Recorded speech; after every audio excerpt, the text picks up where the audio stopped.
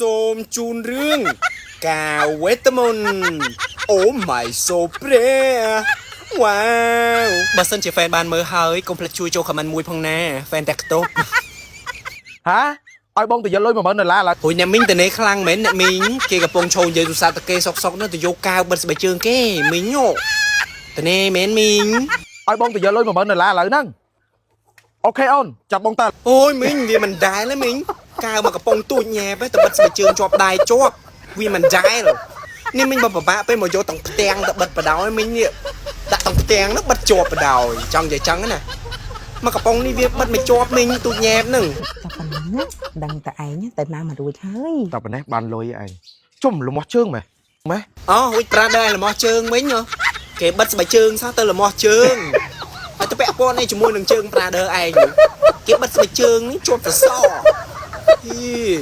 ជុំលមាស់ជើងម៉េះហាជើងយើងជាប់អីគេហ្នឹងហាស្បែកជើងខ្ញុំជាប់អីគេហ្នឹងហាមិនលមាស់ជើងម៉េះហាមួយចុះមិនងាកក្រោយមើលជើងខ្លួនឯងបន្តិចទៅហើយចាប់ទាញវាមកធ្វើដូចតារុនតារាម្លែអូយើងប្រយ័ត្នទៅយកលុយ$10000ផងមិនចឹងចំអាពូនឹងស្រែកដូចមនុស្សឈួតចង់អូយប៉ែនេះមកពីណាមកដល់ថាគេមនុស្សស្គូតបដ ாய்នេះ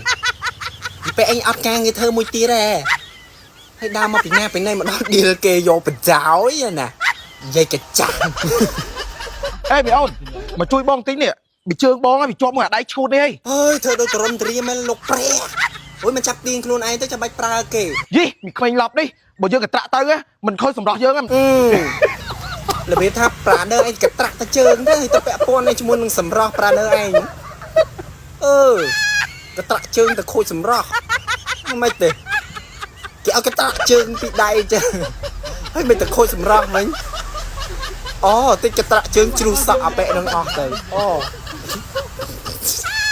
ឥឡូវមកជួយយើងមកយើងឲ្យ$10ហ៎$10អូអញទៅជួយដែរឥឡូវហ៎ដៃបងចាំនឹងដោះឲ្យអូយយាយកចាស់នោះគាត់ទៅលឿនលុយទៅលឿនអីមិនទេទៅជួយដកជើងចេញពីស្បែកជើងសោះហើយស្មានទៅដកស្បែកជើងចេញពីដៃល្អដែរតើបើហើយមួយថ្ងៃមិនប្រកិច្ចដកខ្លួនឯងទៅបើអញ្ចឹងដដែលហ្នឹងស្បែកជើងឡៃឡងស្បែកជើងមកទឹកហាមានលក់ស្បែកជើងតាអារបៀបថាគេបិទស្បែកជើងជាប់នឹងសសរហើយទៅដោះស្បែកជើងចោលចោលជាប់នឹងសសរហ្នឹងហើយដើរមកទិញស្បែកជើងថ្មីទៀតអត់ការងារធ្វើមែនណា